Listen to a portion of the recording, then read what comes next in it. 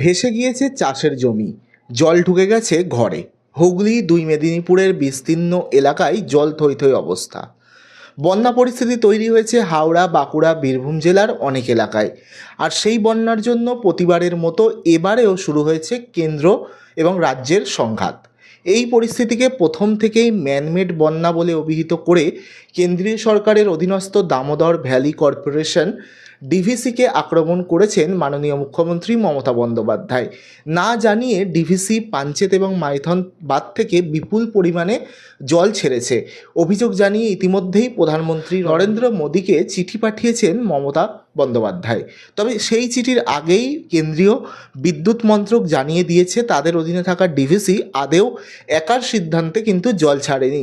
একই সঙ্গে বলা হয়েছে নিম্নচাপের দরুন টানা বৃষ্টির জন্যই জল ছাড়তে হয়েছে, আর তার জেরেই বন্যা পরিস্থিতি।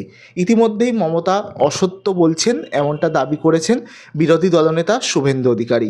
অন্যদিকে ডিভিসি দাবি করেছে দায় তাদের একার নয়। মুখ্যমন্ত্রী মমতা বন্দ্যোপাধ্যায় বন্যা পরিস্থিতি খতিয়ে দেখার জন্য পৌঁছে গিয়েছিলেন উদয়নারায়ণপুরে। আপনারা সেই ছবি দেখছেন। মুখ্যমন্ত্রী মমতা বন্দ্যোপাধ্যায় ফেসবুকে লেখেন, উদয়নারায়ণপুরের বন্যা পরিস্থিতি খতিয়ে দেখলাম। আমার প্রাণপ্রিয় মানুষের আজ ম্যানমেড বন্যার কবলে আক্রান্ত। এই পরিমাণ জল আগে কোনো দিন ছাড়া হয়নি। অনেক কাঁচাবাড়ি ক্ষতিগ্রস্ত হয়েছে। কেন্দ্র 3 বছর ধরে আবাস যোজনার টাকা আটকে রেখেছে, তবুও আমি কথা দিচ্ছি দলমত নির্বিশেষে সকলের বাড়ি করে দেওয়া হবে। আমরা চেষ্টা করছি বিভিন্ন স্থানে মেডিকেল ক্যাম্প তৈরি করার। ত্রাণ শিবির যেন সর্বদা মানুষের সেবায় নিয়োজিত থাকে তা সুনিশ্চিত করতে প্রশাসন তৎপর। আমি আশা করছি দ্রুত মানুষ স্বাভাবিক জীবনযাপনে ফিরে আসবে এবং সেই জন্য মামাটি মানুষের সরকার দিবারাত্রি সচেষ্ট। মুখ্যমন্ত্রী মমতা বন্দ্যোপাধ্যায় তার ফেসবুক পেজে এমনটাই কিন্তু লেখে এবং সেই বন্যা কবলিত এলাকা পরিদর্শনের কিছু ফুটেজ, কিছু ছবি তিনি পোস্ট করেন। সেই ছবি আপনাদের সামনে তুলে ধরছি, আপনারা দেখছেন সেই ছবি।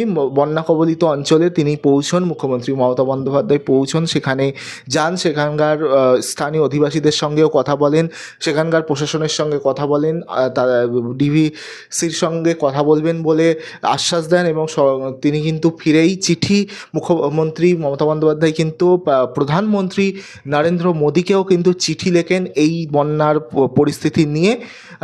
আপনারা দেখছেন সেই ছবি।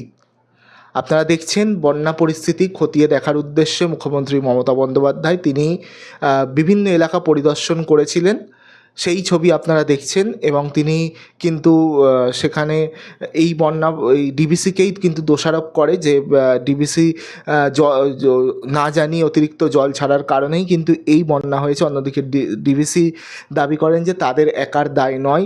মুখ্যমন্ত্রী মমতা বন্দ্যোপাধ্যায় বন্যা কবলিত এলাকায় পরিস্থিতি খতিয়ে দেখার জন্য পৌঁছে গিয়েছিলেন, আর সেখানে গিয়ে তিনি কিন্তু কেন্দ্রকেও দোষারোপ করেন, অন্যদিকে ডিভিসিকে দোষারোপ করেন এবং এই বন্যা পরিস্থিতি নিয়ে কেন্দ্র রাজ্যের একটা সংঘাত কিন্তু দেখা যাচ্ছে। এবং বিরোধী দলনেতা শুভেন্দু অধিকারী তিনিও মুখ্যমন্ত্রী মমতা বন্দ্যোপাধ্যায় অসত্য বলছেন, এমনটা কিন্তু দাবি করেছেন। বিরোধী এবং শাসক দুই দলের মধ্যে কিন্তু এই বন্যা পরিস্থিতি নিয়েও কিন্তু একটা সংঘাত কিন্তু সৃষ্টি হয়েছে। আপনারা দেখছেন সেই ছবি যেখানে মুখ্যমন্ত্রী মমতা বন্দ্যোপাধ্যায় বন্যা পরিস্থিতি খতিয়ে দেখছে।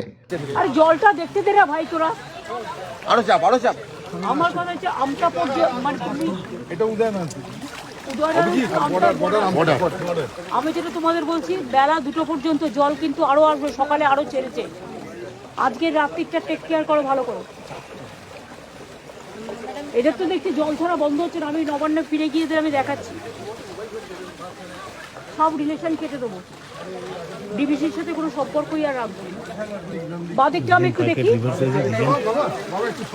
বাদিকটা একটু সরাও।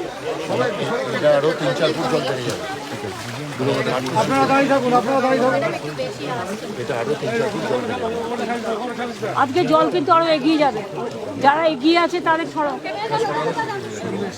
এখনো পর্যন্ত আমার মনে হয় 5 লক্ষ কিউসেকের উপর জল ছেড়েছে। আমি এখন ফিরে গিয়ে ফার্স্ট কাজ আমার হচ্ছে, যেটা আমার 2 ঘন্টা লাগবে, আমি ফিরে গিয়ে যেটা ফার্স্ট করব আর দেখাবেন আর দেখাবেন